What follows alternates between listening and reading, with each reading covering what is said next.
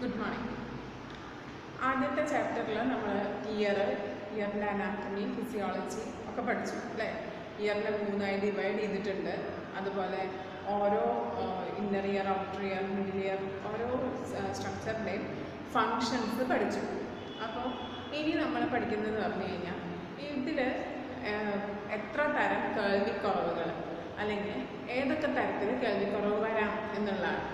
അപ്പോൾ anatomy physiology കഴിഞ്ഞാൽ ഇനി അതിൽ വരുന്ന പ്രശ്നങ്ങൾ, ഒരു കണക്കിന് പറഞ്ഞാൽ പാത്തോളജി അല്ലെങ്കിൽ അതിൽ വരുന്ന ഡിസീസസ്, സ്ട്രക്ചർ, ഫങ്ഷൻ ഒക്കെ കഴിഞ്ഞ് കഴിഞ്ഞാൽ ഓരോ ഏരിയയിൽ വരുന്ന പ്രോബ്ലംസ് എന്തൊക്കെയായിരിക്കും എന്നുള്ളതാണ് ഇനി നമ്മൾ പറയുന്നത്.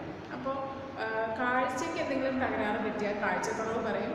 അതേപോലെ കേൾവിക്ക് കുറവ് സംഭവിച്ചാൽ അതിനാണ് കേൾവിക്കുറവ് പറയുന്നത്. അപ്പോൾ കേൾവിക്കുറവിനെ നമ്മൾ ഇംഗ്ലീഷിൽ പറയുന്നത് ഹിയറിംഗ് ലോസ് അല്ലെങ്കിൽ ഡെഫ്നെസ്.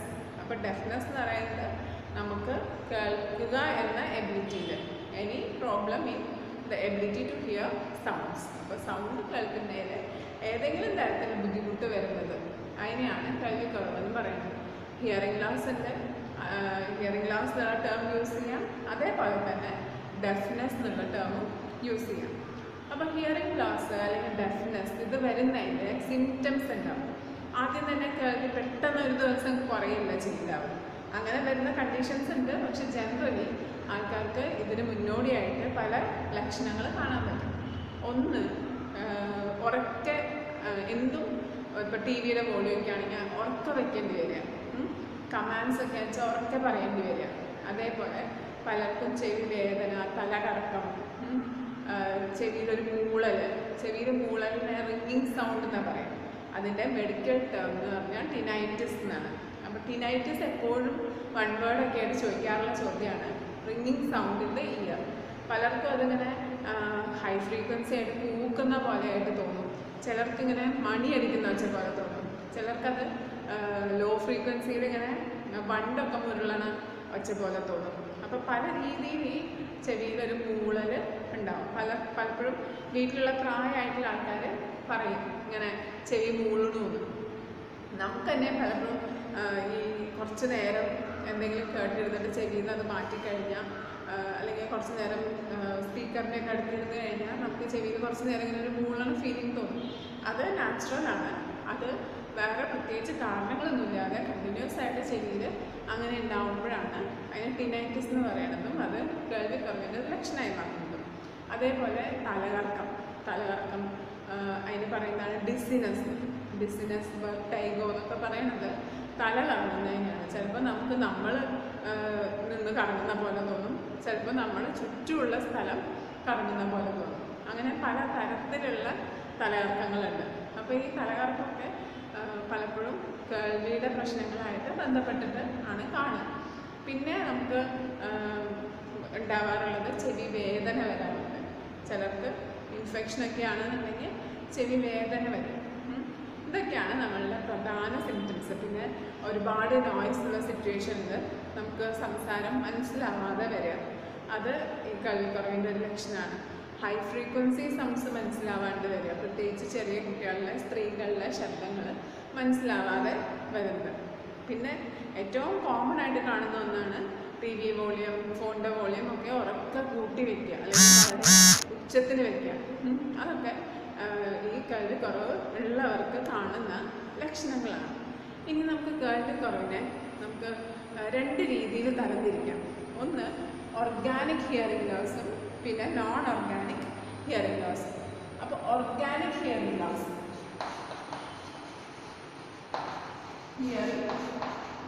കേൾവിക്കുറവ്. Organic non organic. അപ്പോൾ ഈ ഓർഗാനിക് എന്നുള്ള ടേം നമ്മൾ പലപ്പോഴും കേട്ടിട്ടുണ്ടാവും അല്ലേ. ജൈവ എന്നൊക്കെയുള്ള അർത്ഥത്തിൽ ഓർഗാനിക് വെജിറ്റബിൾസ്, ഓർഗാനിക് മാനുവർ എന്നൊക്കെ പറഞ്ഞിട്ട്. അപ്പോൾ ഈ ഓർഗാനിക് എന്നുള്ള വാക്ക് ഇവിടെ മീൻ ചെയ്യണമെന്ന് പറഞ്ഞു കഴിഞ്ഞാൽ കൃത്യമായിട്ട് കാരണം പറയാവുന്ന അല്ലെങ്കിൽ ഒരു സ്ട്രക്ചറൽ പ്രശ്നമോ അല്ലെങ്കിൽ ഫിസിയോളജിക്കൽ പ്രശ്നത്തിൻ്റെ സ്ട്രക്ചറിനോ ഫങ്ഷനോ ഒരു കുഴപ്പം ഉള്ളത് കൊണ്ട് വരുന്ന കേൾവിക്കുറവ്. അതാണ് ഓർഗാനിക് ഹിയറിംഗ് ലോസ്.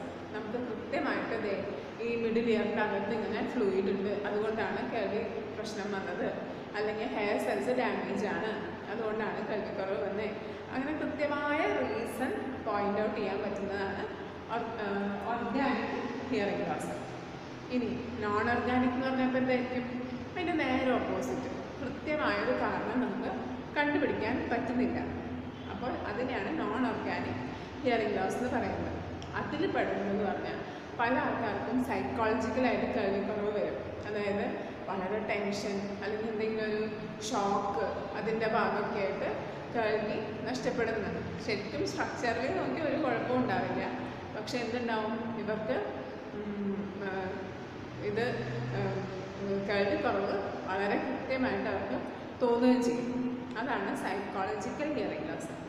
പിന്നെയുള്ള ഒരു ഗ്രൂപ്പുകാർ, അവർക്ക് എന്തെങ്കിലും ഒരു ആനുകൂല്യം കിട്ടാൻ വേണ്ടിയിട്ട്, ഇപ്പോൾ ജോലി സംബന്ധമായിട്ട്, അതല്ലെങ്കിൽ എഡ്യൂക്കേഷണൽ പർപ്പസിന് എന്തെങ്കിലും ഒരു ഇപ്പോൾ ഇൻഷുറൻസ് കിട്ടാൻ വേണ്ടിയിട്ട്, അങ്ങനെയൊക്കെ കേൾവിക്കുറവുണ്ട് എന്ന് അഭിനയിക്കാം. പ്രത്യേകിച്ച് ഇൻഡസ്ട്രീസിലൊക്കെ വർക്ക് ചെയ്യുന്ന ആൾക്കാർക്ക് അവർക്ക് കേൾവി 6 മാസം കൂടുമ്പോൾ ടെസ്റ്റ് ചെയ്യും. അന്നേരം കേൾവി കുറവുണ്ട് എന്നുണ്ടെങ്കിൽ ഇവർക്ക് കോമ്പൻസേഷൻ കിട്ടും. അപ്പോൾ അതിനൊക്കെ വേണ്ടിയിട്ട് കള്ളത്തരം കാണിക്കുന്നത്, മനഃപൂർവ്വം കള്ളത്തരം കാണിക്കുന്ന ഒരു ഗ്രൂപ്പുണ്ട്. അതിനെ പറയാം മാലിങ്കറിങ് എന്നാണ്.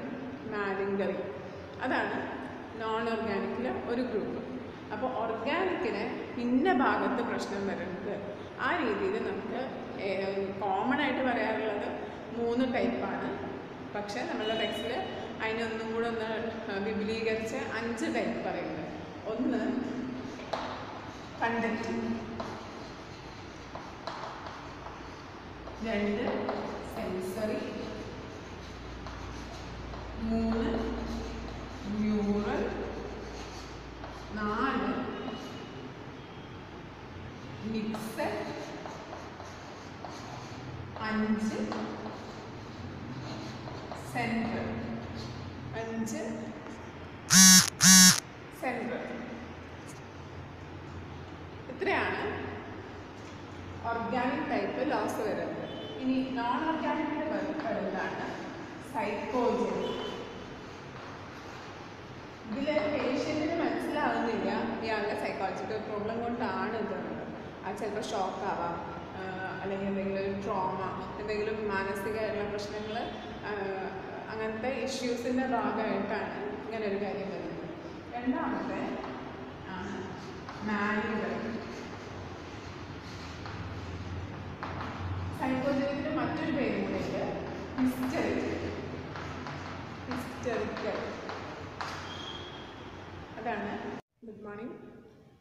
ഇന്ന് നമ്മളുടെ ഹിയറിംഗ് ലോസിൻ്റെ ബേസിക് കൺസെപ്റ്റ്സ് ആണ് പറയുന്നത്. അപ്പോൾ ഇയറിൻ്റെ അനാറ്റമി പഠിച്ചപ്പോൾ ഇയറിൻ്റെ 3 ഭാഗങ്ങളുണ്ട് അല്ലേ? ഇയറിൽ എക്സ്റ്റേണൽ ഇയർ,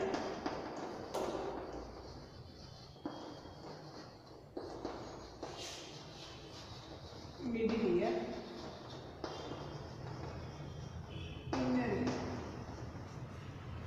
എല്ലാവരും അതിനെ വരയ്ക്കാനും പഠിച്ചിട്ടുണ്ടാവും. അപ്പോൾ എക്സ്റ്റേണൽ ഇയറിൽ നമ്മളുടെ പിന്നെ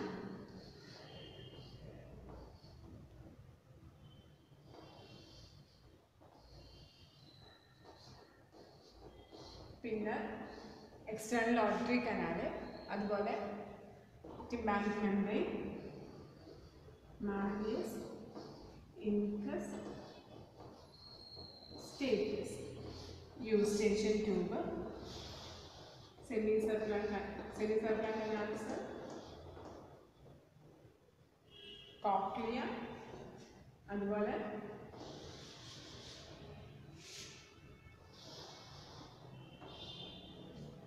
വെസ്റ്റിബ്യൂൾ, ഓഡിറ്ററി നെർവ്. ഇത്രയും ഭാഗങ്ങളാണ് ഇയറിൽ വരുന്നത്. ഇതിൻ്റെ ഓരോ ഭാഗത്ത് പ്രശ്നം വരുമ്പോഴും പല രീതിയിലാണ് കേൾവിയെ ബാധിക്കുക. അപ്പോൾ നമുക്കിതിൻ്റെ ഫങ്ഷൻസ് നോക്കിയാൽ അറിയാം. എക്സ്റ്റേണൽ ഇയർ എന്ന് പറയുന്നത്, പിന്നെ അതുപോലെ എക്സ്റ്റേണൽ ഓഡിറ്ററി കനാല് ഒക്കെ ഇന്നർ ഇയറിലേക്ക് ശബ്ദം കൊണ്ടുപോകാൻ, അല്ലെങ്കിൽ മിഡിൽ ഇയർ വഴി ഇന്നർ ഇയറിലേക്ക് ശബ്ദം കൊണ്ടുപോകാൻ ഉപയോഗിക്കുന്നവരാണ്. ഇന്നർ ഇയറിലേക്ക് കൊണ്ടുപോകാൻ എന്ന് പറയാൻ കാരണം എന്താണെന്ന് വെച്ച് കഴിഞ്ഞാൽ, ഇന്നർ ഇയറിലാണ് കോക്ലിയയും ഏറ്റവും പ്രധാനപ്പെട്ട ഭാഗമായ ഓർഗൻ ഓഫ് കോട്ടയും ഉള്ളത്. അപ്പോൾ ഇന്നർ ഇയറിലേക്ക് ശബ്ദത്തിനെ കൊണ്ടുപോകാൻ ആ ഒരു കൊണ്ടുപോകുന്ന പ്രോസസ്സ്, അതിന് വേണ്ടി അതിനെ ഒന്ന് ആംപ്ലിഫൈ ചെയ്യുക, അതേപോലെ അതിനെ കൊണ്ടുപോകുക, അത്രയും കാര്യങ്ങളാണ് ഈ പറഞ്ഞ എക്സ്റ്റേണൽ ഇയറും മിഡിൽ ഇയറും ചെയ്യുന്നത് അല്ലേ. എക്സ്റ്റേണൽ ഇയർ സൗണ്ടിനെ കളക്ട് ചെയ്യുന്നു, അതിനെ ടിമ്പാനിക് മെംബ്രെയിനിൽ കൊണ്ടുപോകുന്നു, ആ വൈബ്രേറ്റ് ചെയ്യുന്നു, ആ വൈബ്രേഷൻസ് മിഡിൽ ഇയർ ആംപ്ലിഫൈ ചെയ്യുന്നു, അതാണ് മിഡിൽ ഇയറിൻ്റെ ട്രാൻസ്ഫോമർ ആക്ഷൻ. അതുപോലെ പ്രൊട്ടക്ഷൻ ഉണ്ട്, അങ്ങനെ അത് നമ്മളുടെ ഇന്നർ ഇയറിലേക്ക് എത്തുന്നു. അതുവരെയും ശബ്ദത്തിന് അതിൻ്റെ അതേ രൂപത്തിലാണ് കൊണ്ടുപോകുന്നത്, ആ വൈബ്രേഷൻസ് ആയിട്ട് തന്നെയാണ് പോകുന്നത്, അതിനൊരു മാറ്റവും വരുന്നില്ല. അപ്പോൾ എക്സ്റ്റേണൽ ഇയറിൻ്റെയും മിഡിൽ ഇയറിൻ്റെയും ഒരു ഫങ്ഷൻ എന്ന് പറഞ്ഞു കഴിഞ്ഞാൽ കണ്ടക്ഷനാണ്. കണ്ടക്ഷൻ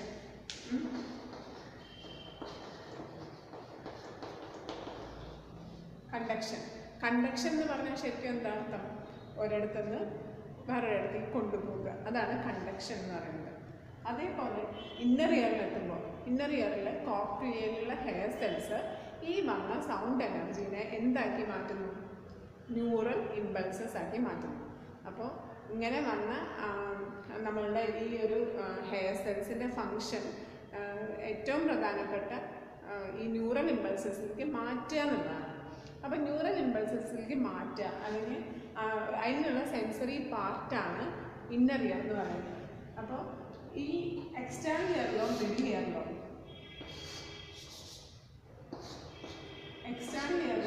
മിഡിൽ ഇയറിലോ എന്തെങ്കിലും പ്രോബ്ലം വന്ന് കേൾവിക്ക് ഒരു കുറവുണ്ടായാൽ അതിനെ പൊതുവേ പറയാം കണ്ടക്റ്റീവ്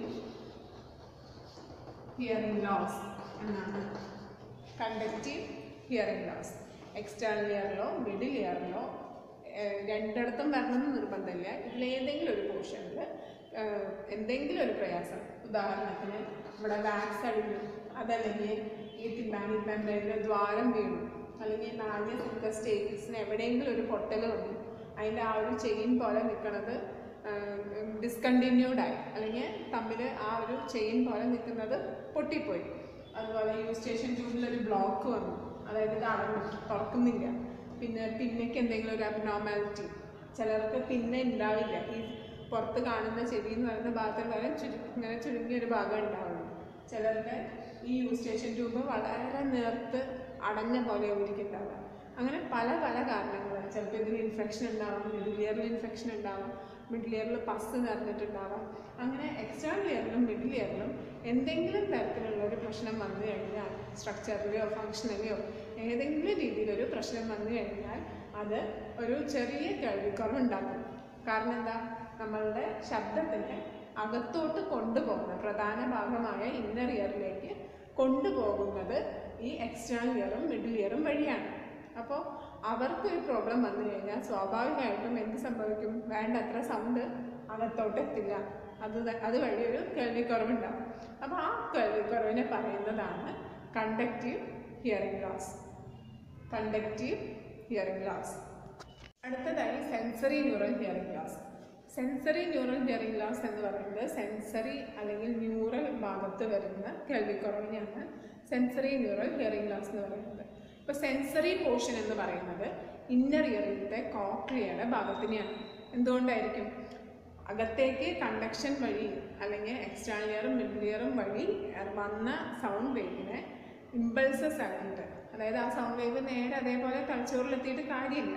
തലച്ചോറിന് റീഡ് ചെയ്യണമെങ്കിൽ അത് എന്തായിട്ട് വേണം? ന്യൂറൽ ഇമ്പൾസസ് ആയിട്ട് വേണം പോകാനായിട്ട്. അങ്ങനെ ന്യൂറൽ ഇമ്പൾസസ് ആക്കി മാറ്റുന്നവരാണ് ഹെയർ സെൽസ്. അപ്പോൾ ഔട്ടർ ഹെയർ സെൽസും ഇന്നർ ഹെയർ സെൽസുമാണ് ഈ പ്രധാനപ്പെട്ട ഈ ട്രാൻസ്ഡ്യൂസറായിട്ട് പ്രവർത്തിക്കുന്നത്. അതായത് ഒരു ഫോം ഓഫ് എനർജീനെ വേറെ ഫോം ഓഫ് എനർജി ആക്കി മാറ്റുന്നു. ഇതിപ്പോൾ വൈബ്രേഷൻ അല്ലെങ്കിൽ സൗണ്ട് എനർജീനെ ഇലക്ട്രിക്കൽ ഇമ്പൾസസ് ആക്കി മാറ്റുകയാണ് ഇന്നർ ഹെയർ സെൽസും ഔട്ടർ ഹെയർ സെൽസും ചെയ്യുന്നത്. അപ്പോൾ ഈ സെൻസറി പോർഷൻ അല്ലെങ്കിൽ ന്യൂറൽ പോർഷൻ ഇവിടെ എന്തെങ്കിലും ഒരു പ്രോബ്ലം വന്നു കഴിഞ്ഞാൽ കോക്ലിയയിൽ ഒരു പക്ഷേ ഹെയർ സെൽസ് ഡാമേജ്ഡ് ആവാം, അല്ലെങ്കിൽ കോക്ലിയ കാൽസിഫൈഡ് ആവാം. അതായത് കോക്ലിയയുടെ അകത്ത് അതിൻ്റെ ചാനലുകൾ ഉണ്ടെന്ന് നമ്മൾ പറഞ്ഞില്ലേ, ബോണി ലാബ്രന്തും മെംബ്രേനസ് ലാബ്രന്തും, അത് മൊത്തത്തിൽ കാൽസിഫൈഡ് ആയി പോവാം, അതായത് മുഴുവൻ ബോണി പോർഷനായി പോവാം. അതുപോലെ ഇതിൻ്റെ നെർവിന് എന്തെങ്കിലും കംപ്ലൈൻറ്റ് വരാം. അങ്ങനെ ഈ ഇന്നർ ഇയറിൻ്റെ പോർഷനിൽ വരുന്ന എന്ത് പ്രശ്നങ്ങളും എന്ത് തരം കേൾവിക്കുറവുണ്ടാക്കും? സെൻസറി ന്യൂറൽ കേൾവിക്കുറവുണ്ടാകും. ഓക്കെ, അപ്പോൾ ഇനി ഇത് രണ്ടും ഇപ്പം മിഡിൽ ഇയറിലൊരു പ്രശ്നമുണ്ട്, അയാൾക്ക് ഇന്നർ ഇയറിലൊരു പ്രശ്നമുണ്ട്. അങ്ങനെ വരുമ്പോൾ എന്ത് തരം കേൾവിക്കുറവാകും?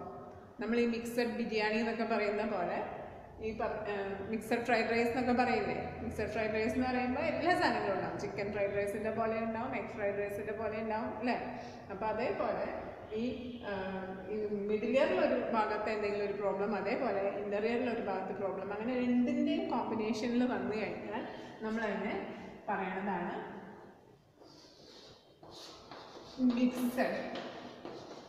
മിക്സഡ് ഹിയറിംഗ് ലോസ് എന്നാണ് അതിനെ പറയുന്നത്. അതായത് കണ്ടക്റ്റീവ് മെക്കാനിസത്തിലും പ്രശ്നമുണ്ട്, സെൻസറി ന്യൂറൽ ഭാഗത്തും പ്രശ്നമുണ്ട്. രണ്ടിടത്തും പ്രോബ്ലം വന്നു കഴിയുമ്പോൾ അതിനെ മിക്സഡ് ഹിയറിംഗ് ലോസ് എന്നാണ് പറയുക. ഇനി ഇത് പോയത് തലച്ചോറിലേക്കാണ് അല്ലേ? സെൻട്രൽ നെർവസ് സിസ്റ്റത്തിലേക്കാണ് ഈ ഇമ്പൾസസ് പോകുന്നത്. ഇനി അവിടുത്തെ ആ ഓഡിറ്ററി ഏരിയയിൽ അല്ലെങ്കിൽ അതിൻ്റെ ആ ഹയർ ലെവൽസിൽ എവിടെയെങ്കിലും ഒരു പ്രോബ്ലം വന്നു കഴിഞ്ഞാൽ അതിന് നമ്മൾ പറയുന്നതാണ് സെൻട്രൽ ഹിയറിംഗ് ലോസ്. ഇപ്പം നോക്കി നോക്കൂ, നമ്മൾ പറഞ്ഞ ഓർഗാനിക് ടൈപ്പ് ഓഫ് ഹിയറിംഗ് ലോസിൽ എല്ലാ ടൈപ്പും ആയില്ലേ? കണ്ടക്റ്റീവ് ഹിയറിംഗ് ലോസ് വന്നു.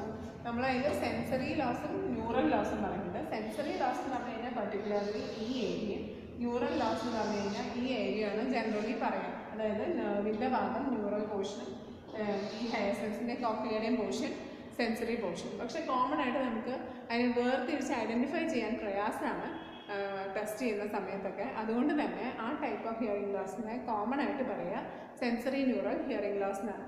പിന്നെ രണ്ടും കമ്പൈൻഡ് ആയിട്ട് വന്നു കഴിഞ്ഞാൽ അതിനെ മിക്സഡ് ഹിയറിംഗ് ലോസ് എന്ന് പറയുന്നു. അതുപോലെ സെൻട്രൽ ഹിയറിംഗ് ലോസ്, ബ്രെയിൻ ഏരിയസിൽ പ്രശ്നം വന്നു കഴിഞ്ഞാൽ, ഇപ്പോൾ ഓഡിറ്ററി ഏരിയയിലൊക്കെ പ്രോബ്ലം ആണെന്നുണ്ടെങ്കിൽ ഈ സ്ട്രക്ചേഴ്സ് മുഴുവൻ നോർമലായിരിക്കും, പക്ഷേ കൊണ്ടുപോകുന്ന സിഗ്നൽസിനെ ബ്രെയിനിന് റീഡ് ചെയ്യാൻ പറ്റില്ല. അതാണ് സെൻട്രൽ ഹിയറിംഗ് ലോസ് എന്ന് പറയുന്നത്. അപ്പോൾ ഇത്രയാണ് നമ്മളുടെ ടൈപ്സ് ഓഫ് ഹിയറിംഗ് ലോസ്. ഇതെല്ലാം തന്നെ ഓർഗാനിക് ഹിയറിംഗ് ലോസിൽ പെടുന്നതാണ്. കാരണം എന്താണ്? നമുക്ക് കൃത്യമായിട്ട് ഓരോ സ്ട്രക്ചേഴ്സ് പറയാൻ പറ്റും. ഇന്നിടത്ത് പ്രശ്നം അല്ലെങ്കിൽ ഈ ഏരിയയിലാണ് അതിൻ്റെ ആ ഒരു ഏരിയയിലാണ് പ്രോബ്ലം നിൽക്കുന്നത്. അങ്ങനെ കണ്ടുപിടിക്കാവുന്ന ഹിയറിംഗ് ലോസിനെയാണ്, കോസ് കണ്ടുപിടിക്കാൻ പറ്റുന്ന ഹിയറിംഗ് ലോസിനെയാണ് നമ്മൾ ഓർഗാനിക് ഹിയറിംഗ് ലോസ് എന്ന് പറയുന്നത്. ഇനി പേഷ്യൻ്റ് സ്ട്രക്ചറൊക്കെ നോർമലായിട്ട് പേഷ്യൻ്റ് അറിയാതെ അയാൾക്ക് തോന്നുകയാണ് എനിക്ക് കേൾവിക്കുറവുണ്ട്. അത് ചിലപ്പോൾ മനഃപൂർവ്വമാവാം, ചിലപ്പോൾ മാനസികമായിട്ടുള്ള പ്രശ്നം കൊണ്ടും ആവാം. അതിനെയാണ് നോൺ ഓർഗാനിക് ഹിയറിംഗ് ലോസ് എന്ന് പറയുന്നത്. അപ്പോൾ ഇത്രയാണ് ടൈപ്സ് ഓഫ് ഹിയറിംഗ്. ഇന്ന് പറയുന്നതെന്ന് പറഞ്ഞു കഴിഞ്ഞാൽ നൊട്ടേഷൻസ് ആണ്. വിവിധ തരം സിംബൽസ്. നൊട്ടേഷൻസിന് മറ്റൊരു പേരെന്ന് പറയുന്നത് സിംബൽസ് ആണ്. നൊട്ടേഷൻസ്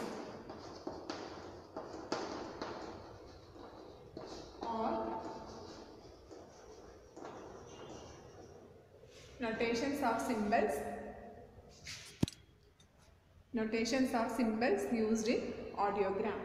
അപ്പോൾ നമുക്കറിയാം ഒരാളെ വയ്ക്കുകയാണെങ്കിൽ റൈറ്റ് ലെഫ്റ്റ്, അതിൽ തന്നെ AC ടെസ്റ്റ് ചെയ്യണം, BC ടെസ്റ്റ് ചെയ്യണം അല്ലേ? AC ടെസ്റ്റ് ചെയ്യണം, BC ടെസ്റ്റ് ചെയ്യണം. അപ്പോൾ ഈ BC ടെസ്റ്റ് ചെയ്യുമ്പോൾ മിസ് നേരത്തെ പറഞ്ഞു നമ്മൾ സാധാരണ ഏതെങ്കിലും ഒരു മാസ്റ്റോയിഡിൽ വെച്ചിട്ടാണ് BC നോക്കുക. കാരണം എന്താ? സ്കള്ള് മൊത്തത്തിൽ വൈബ്രേറ്റ് ചെയ്യുമ്പോൾ വലത്തെ ചെവി അടുത്ത ചെവി എന്നുള്ള വ്യത്യാസമൊന്നും ഉണ്ടാവില്ല. രണ്ട് ചെവിയും ഏതാണ്ട് ഒരേ അളവിൽ കേൾവിയുള്ള ആൾക്ക് രണ്ടിലും ഒരേ ഇതാണ് വരിക. പക്ഷേ ഇനി ഒരാളുടെ ചെവിയിൽ രണ്ട് ചെവിയിൽ ഒരേ കേൾവിയല്ല വിചാരിക്കുക. രണ്ട് ചെവി രണ്ട് വ്യത്യസ്ത രീതിയിലാണ്. ഒരു ചെവി കേൾക്കില്ല, മറ്റേ ചെവി മാത്രമേ കേൾക്കുള്ളൂ. അപ്പോൾ ഈ കേൾക്കാത്ത ചെവിയുടെ വാല്യൂസ് കിട്ടുന്ന സമയത്ത് സ്വാഭാവികമായിട്ട് എന്തുണ്ടാവും? ഈ കേൾക്കുന്ന ചെവി ചെന്ന് സഹായിക്കും അല്ലേ? നമുക്ക് ഈ ചെവി പൊത്തിപ്പിടിച്ചാലും ഈ ചെവി ഇങ്ങനെ കേൾക്കില്ലേ? അപ്പോൾ ഈ ചെവിയുടെ കേൾക്കാത്ത ചെവിയുടെ കൃത്യം വാല്യൂ കിട്ടണമെങ്കിൽ എന്ത് വേണം? ഈ കേൾക്കുന്ന ചെവിയെ കുറച്ച് നേരം മാറ്റി നിർത്തണം അല്ലേ? എന്നാലാണ് കേൾക്കാത്ത ചെവിയുടെ കൃത്യം വാല്യൂസ് മനസ്സിലാവുള്ളൂ. എന്തിനു വേണ്ടിയിട്ട് കൃത്യം വാല്യൂസ് മനസ്സിലാവുന്നത്? എന്നാലാണ് ആ കേൾവിക്കുറവിനനുസരിച്ചിട്ട് അയാൾക്ക് ചികിത്സ ചെയ്യാൻ പറ്റുള്ളൂ. ചിലപ്പോൾ സർജറി ചെയ്യേണ്ടി വരും, അല്ലെങ്കിൽ ചിലപ്പോൾ ഹിയറിംഗ് എയ്ഡ് വെക്കേണ്ടി വരും. എന്ത് തന്നെയാണേലും ആ ചെവിയുടെ മാത്രം കേൾവി എത്രയുണ്ടെന്ന് അറിയണം, മറ്റേ ചെവിയുടെ സഹായം ഇല്ലാതെ. അപ്പോൾ അങ്ങനെ ചെയ്യുന്നതിനെയാണ് മാസ്ക് ചെയ്യുക എന്ന് പറയാം. അപ്പം BCയും ACയും മാസ്ക് ചെയ്യും. ചില സന്ദർഭങ്ങളിൽ രണ്ടും മാസ്ക് ചെയ്യേണ്ട അവസ്ഥ വരും. കോമൺ ആയിട്ട് BC മാസ്ക് ചെയ്യലാണ് എപ്പോഴും ചെയ്യേണ്ടി വരിക. കാരണം കേൾവിക്കുറവുള്ള ഒരാളെ സംബന്ധിച്ചിടത്തോളം എപ്പോഴും രണ്ട് ചെവിയുടെയും കേൾവി ഒരേപോലെ ആവില്ല. അപ്പോൾ ഒരാൾ കേൾവിക്കുറവായിട്ട് വരുമ്പോൾ ടെസ്റ്റ് ചെയ്യുന്ന സമയത്ത് മാസ്കിങ് മിക്കപ്പോഴും വേണ്ടി വരും. സ്ഥിരമായിട്ട് ചോദിക്കുന്ന ഒരു ചോദ്യമാണ്, is masking necessary while testing air conduction or bone conduction? Yes എന്നാണ് ഉത്തരം. രണ്ട് ചെവിയുടെയും കേൾവി വ്യത്യസ്ത അളവിലാണെങ്കിൽ നമുക്ക് കേൾവി കുറവുള്ള ചെവിയുടെ കൃത്യമായ വാല്യൂസ് കിട്ടണമെങ്കിൽ ആ ബെറ്റർ ഇയറിനെ അല്ലെങ്കിൽ കേൾവി ബെറ്റർ ആയിട്ടുള്ള ചെവിയെ മാറ്റി നിർത്തേണ്ടി വരും, അല്ലെങ്കിൽ അതിനെ ഒന്ന് മൂടി വെക്കേണ്ടി വരും. അതിനെയാണ് മാസ്ക് ചെയ്യുക പറയുക. അപ്പോൾ നൊട്ടേഷൻസ് പറയുമ്പോൾ ഇത് അൺമാസ്ക്ഡ് ആയിട്ട് കണ്ടീഷനിലും എസിയും BCയും അൺമാസ്ക്ഡ് ആയിട്ടും BCയും ACയും മാസ്ക്ഡ് ആയിട്ടും പറയും. അതായത് റൈറ്റ് ഇയറിനെയും ലെഫ്റ്റ് ഇയറിനെയും മാസ്ക്ഡും വേണം, അൺമാസ്ക്ഡും വേണം. ഓക്കെ, മാസ്ക്ഡും വേണം, അൺമാസ്ക്ഡും വേണം.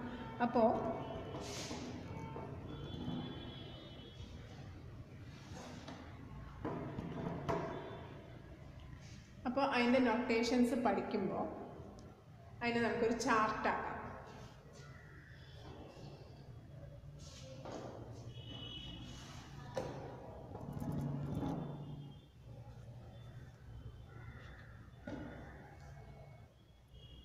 നൊട്ടേഷൻസ് നോക്കുമ്പോൾ നമുക്ക് അതിൽ നിന്ന് ചാർട്ടാക്കി വെക്കാം.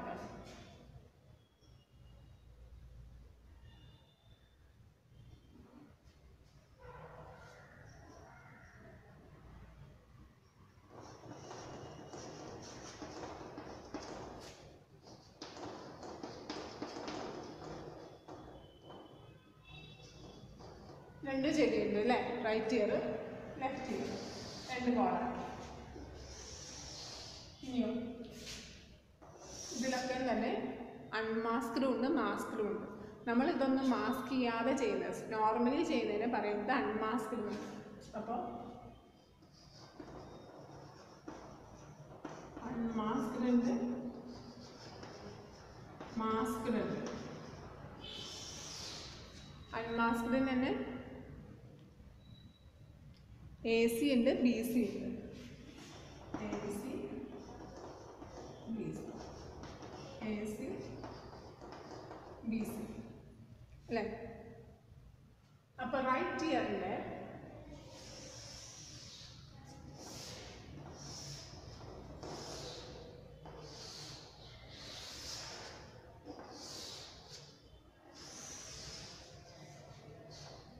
ഇങ്ങനെ ഒരു ചാർട്ട്.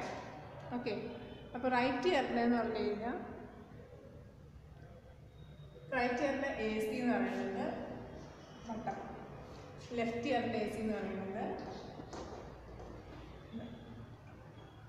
ഇനി റൈറ്റ് ഇയറിൻ്റെ BCനെ നമ്മളെപ്പോഴും മനസ്സിലാക്കി AC അവിടെ നിൽക്കട്ടെ, BC അവിടെ നിൽക്കട്ടെ, AC എന്ന് നോക്കാം. മാസ്ക്ഡ് AC എന്ന് പറയുന്നത് ഇത് ട്രയാങ്കിളും ഇത് സ്ക്വയറും. ഈ അൺമാസ്ക്ഡ്, അപ്പോൾ ചെവിനെ നമുക്ക് എങ്ങനെ ചെയ്യാന്ന് വെച്ച് കഴിഞ്ഞാൽ BC ചെയ്യുന്ന സമയത്ത് ഇത് റൈറ്റും ഇത് ലെഫ്റ്റും അല്ല. അപ്പോൾ ഇങ്ങനെ വിചാരിക്കാം, റൈറ്റിൻ്റെ ഇങ്ങനെ ലെഫ്റ്റിൻ്റെ ഇങ്ങനെ. മനസ്സിലായോ? ഈ ഒരു ചിത്രം നോക്കുക, രണ്ട് ചെവി വരയ്ക്കുമ്പോൾ റൈറ്റ് ഇങ്ങനെ ലെഫ്റ്റ് ഇങ്ങനെ, അതേപോലെ റൈറ്റ് ലെഫ്റ്റ്. അത് മാസ്ക് ചെയ്യുമ്പോൾ എന്ന് പറഞ്ഞു കഴിഞ്ഞാൽ ഇങ്ങനെ ഇങ്ങനെ. ഓക്കെ,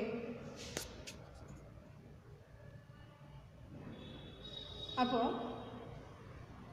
ഇത്രയാണ് അതിൻ്റെ നൊട്ടേഷൻസ്. ഇനി രണ്ടെണ്ണം നമ്മൾ ചേർത്ത് വരയ്ക്കുന്ന സമയത്ത് ഇതെന്ന് പറഞ്ഞു കഴിഞ്ഞാൽ സോളിഡ് ലൈൻസ് ഉണ്ട്, ഇങ്ങനെയാണ് മാർക്ക് ചെയ്യുന്നത്. ഇതെന്ന് പറഞ്ഞു കഴിഞ്ഞാൽ ഡോട്ടഡ് ലൈൻസ്. ഇതും അത് സോളിഡ് ലൈൻസ് ഉണ്ട്, ഇതും അതെ ഡോട്ടഡ് ലൈൻസ് ഉണ്ട്. അപ്പോൾ നേരത്തെ നമ്മൾ ഓഡിയോഗ്രാമിൽ വരച്ചില്ലേ, ഓഡിയോഗ്രാം വരയ്ക്കുമ്പോൾ രണ്ട് സിമ്പിൾസ് നമ്മൾ കൂട്ടിക്കുന്ന സമയത്ത് AC സിമ്പിൾസ് നമ്മൾ ജോയിൻ ചെയ്യുമ്പോൾ സോളിഡ് ലൈൻ അല്ലെങ്കിൽ ഫുള്ളായിട്ടുള്ള തിക്ക് വര കൊണ്ടും BC സിമ്പിൾസ് തമ്മിൽ കൂട്ടി യോജിക്കുമ്പോൾ ഡോട്ടഡ് ലൈൻസ് കൊണ്ടാണ് ചെയ്യുക. അപ്പോൾ ഇത്രയാണ് നൊട്ടേഷൻസ്. നൊട്ടേഷൻസിൽ മറ്റൊരു കാര്യം പറയാനുള്ളതെന്ന് പറഞ്ഞു കഴിഞ്ഞാൽ ചിലപ്പോൾ വലിയ ലോസുള്ള ആൾക്കാർക്ക് ഏറ്റവും ലിമിറ്റിൽ, അതായത് മാക്സിമം ലിമിറ്റിൽ കൊണ്ടു കൊടുത്താലും ചിലപ്പോൾ അവർക്ക് കേൾക്കില്ല. അപ്പോൾ നമ്മൾ എങ്ങനെ മാർക്ക് ചെയ്യും? നമുക്ക് എവിടെയും മാർക്ക് ചെയ്യാനില്ല. അപ്പോൾ എന്ത് വേണം? ഓഡിയോമീറ്ററിൻ്റെ മാക്സിമം ലിമിറ്റ് ഇപ്പോൾ 120 dB കൊടുത്തിട്ടും കേൾക്കുന്നില്ല എന്നാണെങ്കിൽ 120 dB കൊണ്ടുപോയിട്ട് നോ റെസ്പോൺസ് എന്ന് പറഞ്ഞൊരു സിമ്പിൾ യൂസ് ചെയ്യണം. അപ്പോൾ നോ റെസ്പോൺസ് എന്ന് പറഞ്ഞ സിമ്പിൾ എന്ന് പറഞ്ഞു കഴിഞ്ഞാൽ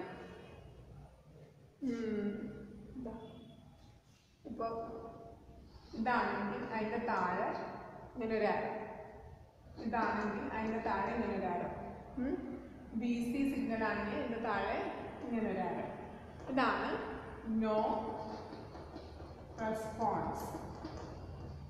ഈ താഴേക്കൊരു ആരോ ഇടുന്നതിൻ്റെ അർത്ഥം എന്ന് പറഞ്ഞു കഴിഞ്ഞാൽ ഈ ലെവലിലൊന്നല്ല, അതിൻ്റെ താഴെ നമുക്ക് കൂട്ടാൻ പറ്റുമെങ്കിൽ അല്ലെങ്കിൽ അതിനേക്കാളും വലിയ ശബ്ദം കൊടുക്കാൻ പറ്റുമെങ്കിൽ ആൾക്ക് അവിടെ എവിടെയെങ്കിലും കേൾക്കുന്നുണ്ടായിരിക്കും എന്നുള്ള രീതിയിലാണ് ഈ താഴേക്കുള്ള ആരോ കൊടുക്കുന്നത്. അതാണ് നോ റെസ്പോൺസ്. അപ്പോൾ ഈ ഒരു ചാർട്ട് വരയ്ക്കാൻ പഠിക്കണം, സിമ്പിൾസ് പഠിക്കണം. സ്ഥിരമായിട്ട് ചോദിക്കുന്ന ക്വസ്റ്റ്യൻസാണ്. അത് നമ്മളുടെ പ്രാക്ടിക്കലിനും വരാറുള്ളതാണ്. നിർബന്ധമായിട്ടും പഠിക്കേണ്ട ഒരു കാര്യമാണ്.